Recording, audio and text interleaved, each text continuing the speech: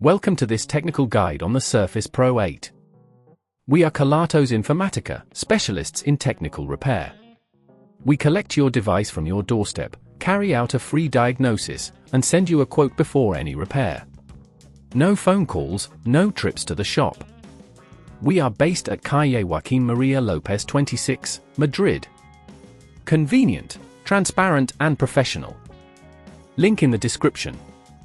If your Surface Pro 8 won't turn on and you suspect a burnt regulator, you're not alone. This issue usually arises from overheating or power surges, leading to the regulator failing to provide power to the device. If left unaddressed, it could cause further damage to internal components, making repairs more complicated and costly. To carry out this repair, you will need a precision screwdriver set, a spudger, tweezers, a heat gun, and a replacement regulator. Begin by ensuring your Surface Pro 8 is completely powered down and unplugged. Use the precision screwdriver to carefully remove the screws located around the device's edges.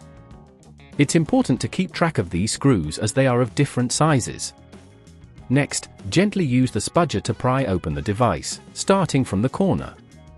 Be cautious as you work your way around to avoid damaging the screen or internal components. Once you've lifted the cover, locate the burnt regulator on the motherboard.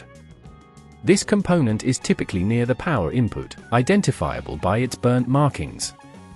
Carefully disconnect any cables connected to this area, using tweezers if necessary to avoid damaging nearby components. After this, you will need to heat the solder joints around the burnt regulator with the heat gun. This will allow you to remove the faulty component. Gently lift it off with the tweezers, ensuring no debris is left behind. Take your new regulator and position it carefully, aligning it with the solder pads on the motherboard. Apply light pressure to make sure it's seated properly. Once in place, reheat the solder joints to secure the new regulator. Now, reconnect any cables you previously detached, ensuring they are securely fastened.